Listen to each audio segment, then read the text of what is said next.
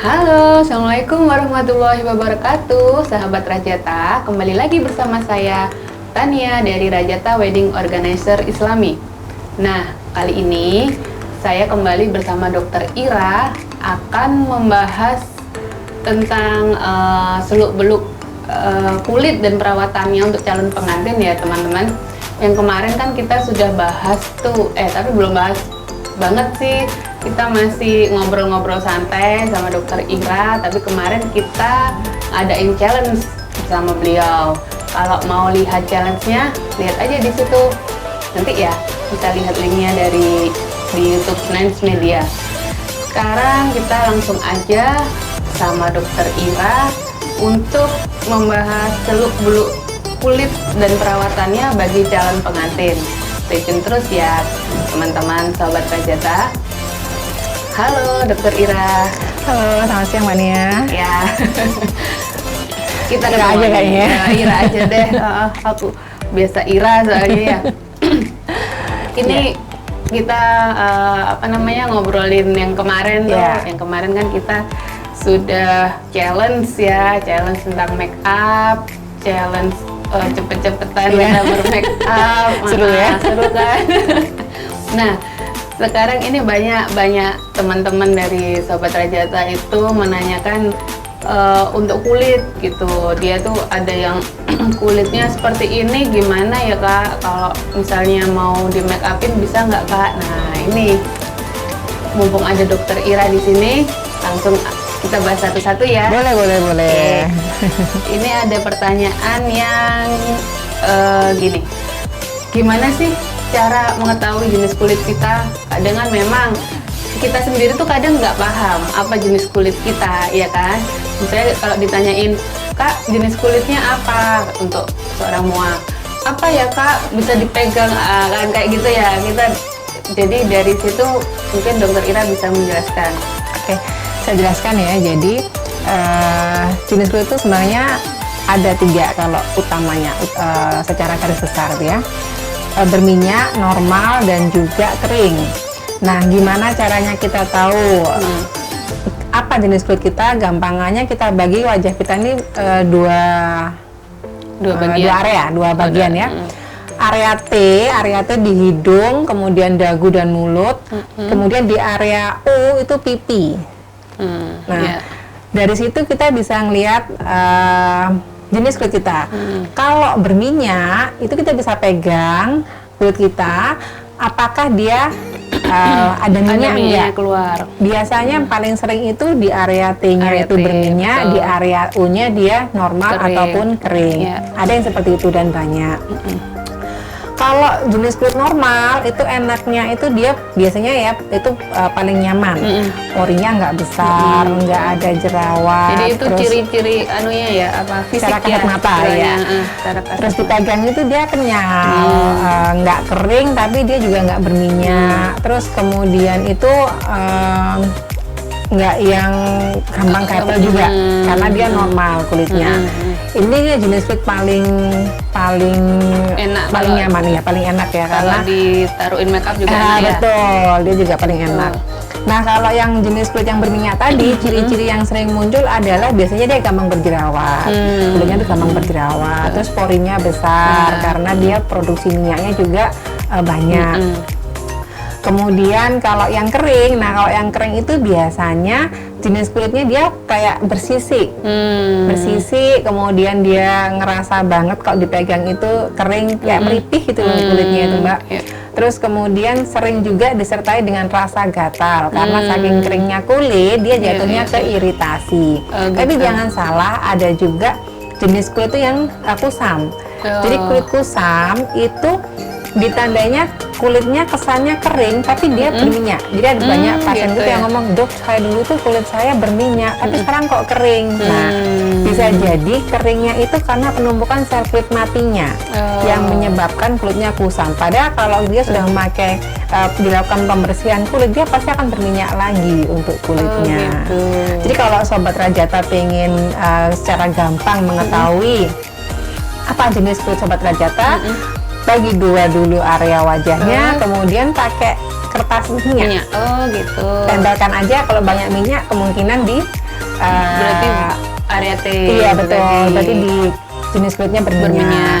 Nah kalau dia nggak ada minyak atau dia nggak terlalu banyak minyak, bisa di normal atau kering. Tapi kalau kering pasti kelihatan banget kalau ada kayak putih-putih yang sisi-sisi di wajahnya seperti itu. Ya. Kalau kayak banyak komedo itu berarti lebih ke mana itu?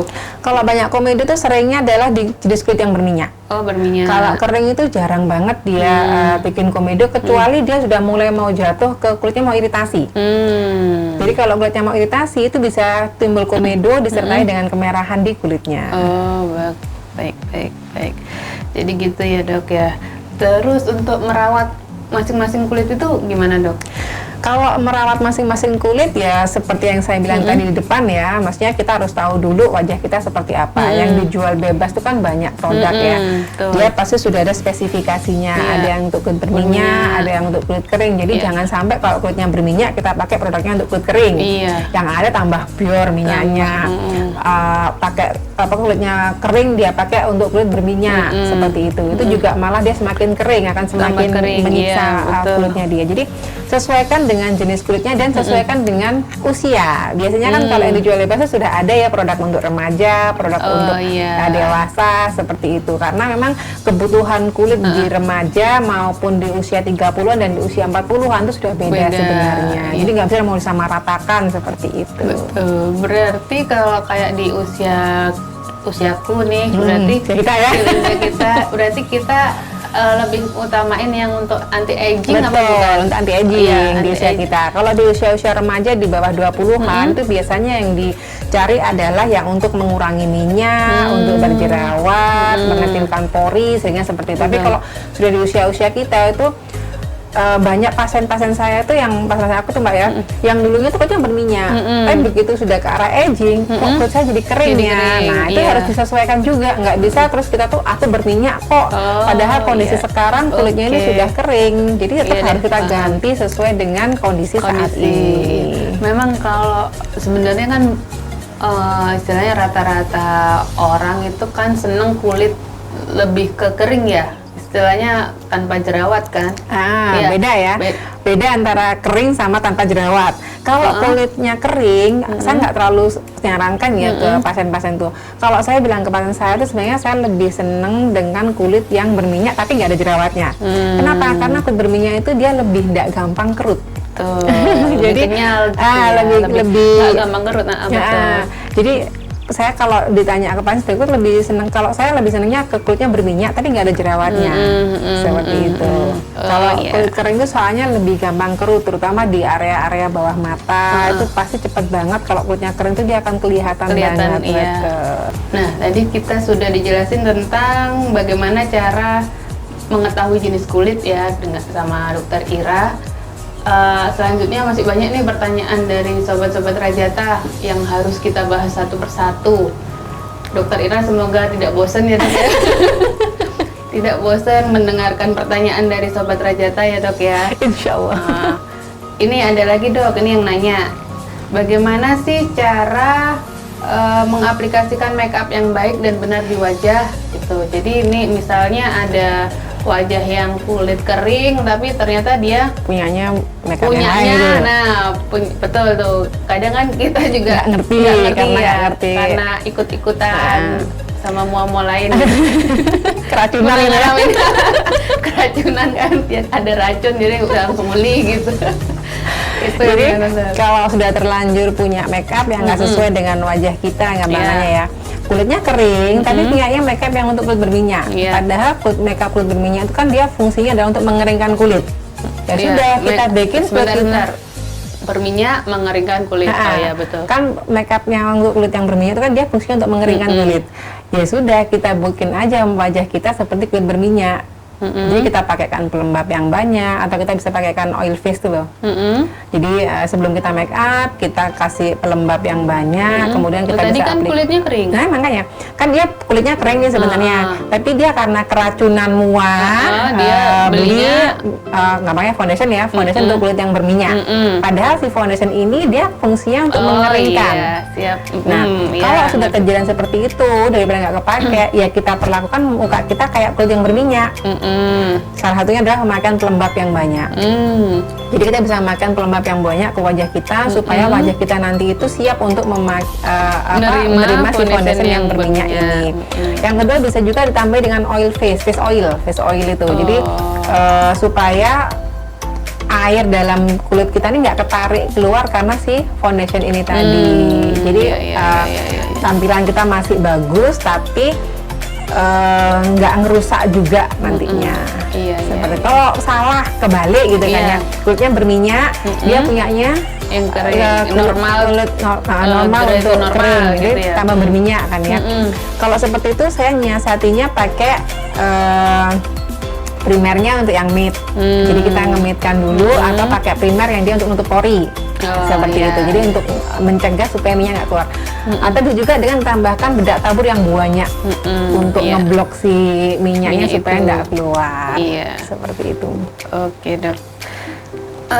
Sekarang kalau ini gimana ya caranya mengetahui produk make up itu cocok atau enggak gitu?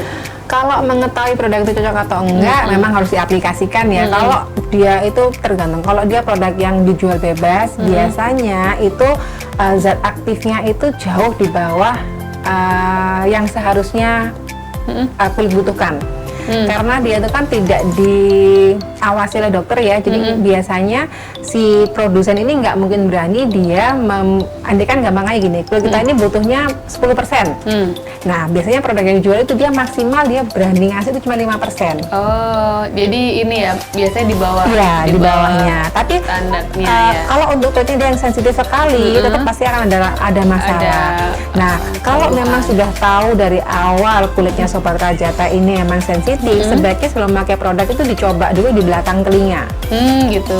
Jadi dicoba dulu di belakang telinga, bisa dicoba 1-2 hari. Kalau nggak ada gatel, nggak ada reaksi apapun, silahkan untuk dipakai. Kenapa harus di belakang telinga, Dok? Karena dia kulitnya paling sensitif. Oh gitu. Dan dia satu jenis dengan wajah. Kalaupun ada apa-apa kan nggak kelihatan nantinya. Oke. Terus ini sekarang kita bahas untuk merawat wajah nih. Boleh. Tadi kan udah make up ya. Merawat wajah itu gimana sih kalau sehari-hari kita harus apa aja yang harus kita lakukan gitu ya untuk perawatan wajah sehari-hari? Yang jelas yang paling utama adalah wajah harus bersih ya. Jadi kita bersihkan dulu. Ya betul. Penyebab wajah jadi kusam, kemudian jadi timbul masalah itu adalah karena tertinggalnya kotoran di wajah kita. Meskipun kita nggak make up sehari-hari, cuman kita kan beraktivitas di luar. Kita ketemu sama debu, ketemu sama kotoran, pasti kotor lah seperti itu. Nah, proses pembersihan wajah ini banyak caranya. Bisa dengan sabun, bisa dengan cleansing, bisa dengan micellar water, terserah gitu kan ya. Yang penting apalagi waktu mau tidur tuh wajib untuk wajah bersih. Jadi nggak ada ceritanya. Ya, Sobat Rajata. Nggak ada ceritanya kita tidur tuh masih dengan full make up gitu ya? Kalau full make up tambah nggak boleh lagi ya, maksudnya wong kita keluar aja masuk rumah mau tidur tetap harus dibersihkan. Karena memang waktu regenerasi kulit yang bagus kan waktu kita tidur kan Mbak. Jadi kalau wajah kita nggak optimal ya nggak akan jadi bagus nantinya. Terus yang kedua adalah pemakaian sunblock ya. Kalau sekarang tuh bukan sunblock istilahnya karena emang dia nggak bisa ngeblok 100%, kita ngomongnya sunscreen. Itu juga penting karena kita ini di negara tropis ya, nggak mungkin kita nggak ketemu sama matahari. Jadi pemakaian sunscreen ini sangat penting untuk kesehatan wajah. Nah, sunscreen itu kita pakai kalau di luar aja atau di dalam rumah boleh? Kalau di rumah saya tetap sarankan dengan syarat rumah itu banyak kaca. Jadi kalau di Sobat Rajata rumahnya memang banyak kaca, di mana matahari tetap masuk, itu sebaiknya tetap pakai sunscreen. Gitu. Kecuali kalau Sobat Rajata tuh saya bekerja di kantor dong, nggak ada kacanya sama sekali karena ruangan saya masuk ke dalam. Boleh silahkan. Dan saya berangkatnya sebelum ada matahari, saya pulang setelah mataharinya tenggelam. Monggo silahkan. Jadi nggak pakai. Ya, tapi kalau Sobat Rajata tuh nggak ketemu matahari masih ketemu lampu. Oh, heeh. Nah, itu tetap harus pakai Oh. karena itu juga mau menyebabkan kerusakan kulit nantinya. gitu ya. Seperti itu. Terus kemudian pemakaian pelembab, meskipun kulitnya kering, kulitnya normal, kulitnya berminyak, tetap harus memakai pelembab karena pelembab itu adalah yang membuat air dalam kulit kita ini nyaman. Oh. Seperti itu karena setiap hari itu kan air dalam tubuh kita juga keluar ya, jadi supaya kondisi air dalam tubuh kita ini tetap terjaga, nah kita harus memakai pelembab. Nah itu disesuaikan dengan jenis kulitnya pelembabnya itu kan sekarang banyak tuh ada juga pelembab yang untuk kulit berminyak, biasanya bentuknya gel, tapi dia ada kandungan pelembabnya, seperti itu. Jadi kadang-kadang banyak yang salah kaprah, kulit saya berminyak, saya nggak mau pakai pelembab waktu make upin kan kayak gitu. Nah itu salah juga karena sebenarnya teknologi sekarang itu pelembab juga bukan cuma untuk kulit kering aja, sudah berbagai macam kulit itu sudah ada pelembabnya. Itu sih yang paling penting, yang kalau memang mau plus ya tetap ya harus pakai krim malam, itu kan wajib ya untuk setiap hari karena dengan bertambahnya usia, kemudian proses pengelupasan kulit itu sudah nggak kayak waktu kita masih umur 20 tahunan tuh. Jadi normalnya tuh pengelupasan kulit tuh 21 sampai 28 hari.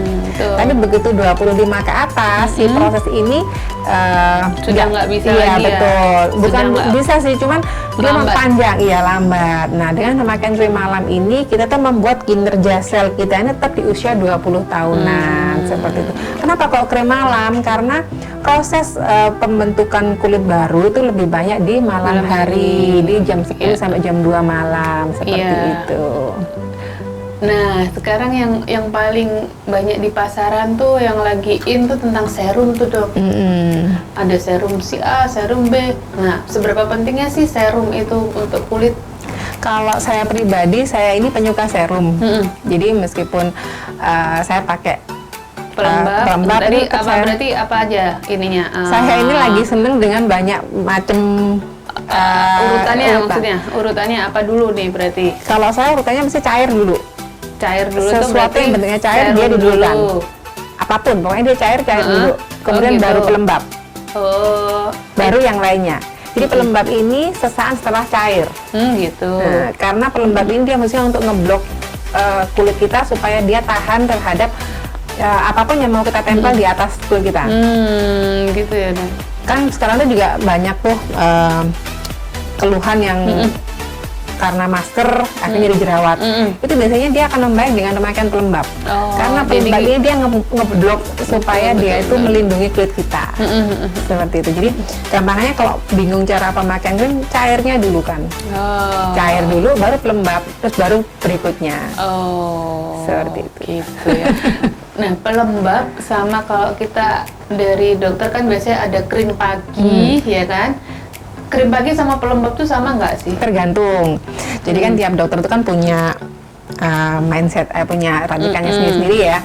Ada dokter yang meracikkan krim pagi itu beserta pelembabnya di dalamnya. Tapi ada yang tidak, dia murni sebagai kayak biasanya krim pagi itu sebagai anti agingnya atau dia membantu krim malamnya. Jadi sebagai apa sih? Memperkuat krim malamnya. Nah, gitu. Kalau seperti itu ya tetap harus pakai pelembab. Tapi seringnya taunya gimana? Tanya ke dokternya. Kalau itu produk dokter. Tapi kalau biasanya kalau produk yang dijual di pasaran itu seringnya dia sudah gabung. Sudah gabung antara krim pagi dan pelembab itu dijadikan satu di situ. Terus tinggal sunscreen tadi yang beda. Iya, betul. Tinggal sunscreen. Cuman kalau dia kulitnya tuh kering banget, saya tetap sarankan meskipun dia pakai krim pagi, itu pakai pelembab dulu. Kalau dia untuk kulit yang kering banget seperti itu, supaya dia tetap nyaman dengan pemakaian krim-krim berikutnya. Gitu. Baik, Sobat Rajata, dan jelaskan penjelasan dari Dokter Ira. Mau lebih lanjut lagi? Boleh kan, Ir? Boleh. Nah, sekarang pertanyaan selanjutnya. Ini ada yang tanya nih. Apa aja sih tahapan terpenting dalam merawat wajah sehari-hari? Yang tadi saya jelaskan ya Mbak, kayaknya tadi itu tahapan terpenting itu adalah membersihkan kulit. Jadi jangan sampai ada rasa males untuk membersihkan kulit karena yang tadi saya bilang, tertinggal sedikit aja make up di wajah kita itu bisa jadi masalah. Penyumbatan pori, kemudian dia jadi kusam, tertundanya pergantian sel kulit seperti itu. Jadi Terus yang kedua jadi ya. jerawat ya kalau memang tersumbat. Terus yang kedua adalah pemakaian pelembab. Yang saya bilang tadi, pelembab meskipun kulitnya itu berminyak ataupun kering ataupun normal tetap harus pakai, disesuaikan dengan jenis kulitnya. Yang kedua adalah sunscreen. Pemakaian sunscreen ini saya juga sarankan sesuaikan dengan kulitnya ya, karena sunscreen itu juga banyak macamnya. Ada bentuk yang gel, dia lebih ke arah untuk kulit yang berminyak, yang krim itu dia lebih ke arah untuk kulit yang normal sampai kering seperti itu. Dan sesuaikan juga SPF-nya. Sebentar, tadi sunscreen itu kita pakai pada pagi hari atau malam hari. Kalau misalnya ini kan udah sampai di rumah apa tetap pakai sunscreen tadi? Kalau di rumah sampainya siang nih ceritanya, sampai di rumah siang, kemudian di rumahnya itu banyak kaca, sebaiknya sih diulang sunscreen ini. Diulang ya. Apalagi kalau memang Sobat Rajata sudah bermasalah dengan flek ya, itu memang saya sarankan biasanya tiap 2-3 jam lagi tuh pemakaian sunscreennya diulang. Oh gitu. Berarti flek itu karena ini ya, matahari ya? Enggak, banyak. Faktornya banyak. Kalau flek lebih panjang lagi ceritanya. Kita mungkin kayaknya harus bikin sendiri tentang yang usia 40 ke atas deh. Banyak flek gitu ya. Oke, berarti itu ada lagi tadi tahapannya? Udah sih itu aja yang paling penting sama pemakaian krim malam. Kalau krim malam itu kan pilihan ya. Kalau Sobat Rajata mau itu lebih bagus. Kalaupun Sobat Rajata males, yang penting pakai pelembab. Malam pun mau tidur pakai pelembab? Iya, kalau nggak mau pakai krim malam. Kalau nggak mau pakai krim malam, sebaiknya pakai pelembab. Penggantinya krim malam ini tadi. Atau serum yang tadi. Serum itu bisa dipakai. Kalau serum nggak ada batasan waktu sih. Mau dipakai pagi boleh, siang boleh, malam boleh. Karena dia konsentrasinya tinggi, konsentrasinya tinggi, dia lebih nyaman aja biasanya ke wajah. Cuma disesuaikan.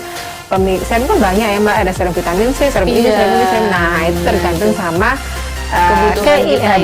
keinginan dan kebutuhan Sobat Rajata sendiri. Inginnya apa? Pinginnya mau diapa? Ya, mau apa? Mau glowing, mau putih, mau jerawatnya selesai, mau cerah. Itu kan banyak ada ininya, pilihannya. Kalau serum itu bisa bikin jerawatan nggak? Bisanya serum vitamin C itu saya nggak sarankan untuk untuk kulit yang acne prone tuh kulit yang gampang berjerawat. Karena serum vitamin C itu dia cenderung melembabkan yang lembab banget gitu ya. Nah, kalau untuk kulit yang gampang jerawatan dia malah merangsang jerawatnya untuk tumbuh. Jadi harus hati-hati untuk kulit yang berjerawat. Baik, penjelasannya ini sekali ya. Runtut gitu ya Sobat Rajata. Terus kalau ini tadi, nah ini ada pertanyaan lagi nih. Bagaimana mencegah wajah yang kusam akibat polusi? Bagaimana cara mencegah wajah yang kusam akibat polusi? Polusi itu kan biasanya kan radikal bebas ya, yang masuk ke kita. Jadi yang harus dilakukan adalah membersihkan wajah, terus kemudian pemakaian tahapan itu tadi ya, pemakaian sunscreen itu dia sebenarnya juga akan menangkal kulit kita ini terhadap si radikal bebasnya tadi. Nah, kalau dua ini masih tidak memperbaiki tekstur wajah, masih kusam, nah itu berarti butuh perawatan lanjutan. Perawatan lanjutan ini bisa dilakukan tindakan-tindakan yang lebih dalam ya, bisa dilakukan eksfoliasi, bisa dilakukan peremajaan kulit dengan tindakan, bisa dilakukan dengan pemakaian krim malam, atau bisa juga kita berikan antioksidan. Jadi antioksidan untuk minum, dia fungsinya untuk menangkal si radikal bebas ini. Dan juga sekarang juga banyak kok antioksidan krim yang bisa juga untuk dia fungsinya biasanya untuk mencerahkan sama untuk si radikal bebas ini tadi. Itu ya. Nah, tadi nih apa tadi ngomongin yang eksfoliasi, gimana caranya eksfoliasi yang benar sih menurut Dokter Ira? Jadi kalau eksfoliasi itu harus disesuaikan dengan jenis kulitnya ya, nggak bisa kita samaratakan. Biasanya kulit yang kering itu dia lebih rentan gitu ya? Lebih ringkih ya. Kalau terlalu sering dieksfoliasi, dia malah jadi kering kulitnya. Kalau sebenarnya kalau yang standar itu seminggu sekali minimal melakukan eksfoliasi. Tapi kalau Eksfoliasi kulitnya tuh kayak ini nggak sih, apa tuh perawatan yang enggak, ini saya ngomong eksfoliasi di rumah ya. Jadi di kayak rumah ya? scrub, kemudian ya. soft peel kayak gitu itu di rumah yang kita lakukan sendiri. Kalau eksfoliasi tindakan dokter malah itu lebih jauh Yang lagi, peeling harus itu 1 ya? bulan. Iya benar, harus 1 bulan sekali karena kan bulan. lebih deep ya. Iya. Kalau yang dilakukan sendiri di rumah kan banyak tuh produk-produk di pasaran tuh yang eksfolian Iya. itu yang dia bentuknya kayak gel, kemudian punyanya siapa tuh? Bentuknya kayak gel, kemudian Ada banyak semua yang pakai tuh Mbak, ya biasanya iya, kalau pertama kali, nah ya, seperti pertama itu kan. kali kayak Nah betul, di dibersihkan scrub emang itu. sebenarnya lebih enak sih. Ke make up dia lebih nempel juga. Tapi kalau sering-sering dilakukan Gitu, ya dia malah jadi bikin tipis ya. bukan tipis ya, kalau tipis itu lebih ke arah pemakaian krim ya. Kalau si eksfoliasi ini kalau sering-sering dilakukan dia jadinya kulitnya lebih gampang iritasi, lebih bukan tipis karena kan kita kan gosok ya, terus. gosok, kita kan memanipulasi kulit dia lebih gampang merah seperti itu. Jadi boleh dilakukan eksfoliasi, cuman harus tahu kondisi kulitnya. Kalau kulitnya itu dia kalau orang bilang bu kulitnya badak gitu kan ya, dia apa-apain nggak ada masalah. Monggo itu mau Itu seminggu seminggu sekali sekali silakan. boleh. Tapi jangan lupa tiap kali habis eksfoliasi harus pemakaian pelembab. Oh iya iya. Karena iya, kan iya. kita Jadi kan netralin iya lagi. betul, Iya, netralin iya. lagi kulit kita. Iya. Seperti itu. Gitu ya. Berarti tadi kayak scrub gitu kan seminggu sekali Iya, boleh, betul. asal tahu jenis kulitnya. Tapi gitu kalau ya. untuk kulit yang berjerawat, aku nggak Nah, nyaranin itu. Iya, biasanya nggak melakukan boleh ya. eksfoliasi sama sekali. Karena kalau kulit yang berjerawat itu kan ada kuman yang di suatu bukan tempat ya, kantong. Jadi kan jerawatnya ini ada kantongnya, di kantongnya itu ada kumannya. Nah kalau kita melakukan eksfoliasi, kita ini kan memanipulasi kulit kita. Iya. Takutnya kantong yang di dalam itu dia pecah. jadi Nah malah kuman itu nyebar. betul, dia akan malah menyebarkan si kuman ini ke sekitarnya. Seperti itu. Jadi maksudnya itu Iya. ya. Aku dulu tuh nggak pahamnya karena kalau jerawatan nggak boleh cuman gitu aja. Ternyata itu karena penjelasan. takutnya kantong yang di dalam itu dia pecah. Karena kita kan memanipulasi, kita Iya, kan nggak iya, ngerti kekuatan tiap-tiap orang itu kan beda Iya, ya. Meskipun sudah diajari, tapi kan ada yang maunya cepat Iya. cepet ini. Kemudian dia melakukan maunya dengan yang yang kayak kecil-kecil tuh iya seperti itu. Nah Bilangin itu yang ya. menjadi masalah. Jadi kalau untuk kulit-kulit yang berjerawat, saya tidak menyarankan dilakukan suatu eksfoliasi. Oke, itu ya jadi. Terus ini dok, nah ini menarik nih, biasanya nih yang apa namanya, yang mau nikah, biasanya kan ini fakta atau hoax ya, calon pengantin perempuan itu sama MUA diwajibkan untuk berhenti perawatan sebelum hari H pelaksanaan. Nah, menurut dokter ini gimana? Jadi Fakta biasanya, atau hoax? biasanya juga permasalahan kita ya, dilemanya kita. Kalau saya pribadi dia bisa jadi fakta, bisa jadi hoax gitu ya. Dia bisa jadi fakta kalau si calon pengantin ini, maaf ya, saya nggak mau menyudutkan satu pihak manapun. Dia memakai krim-krim itu yang bikin kulitnya licin. Jadi dibikin kulitnya tuh licin banget sampai si epidermis ini hilang.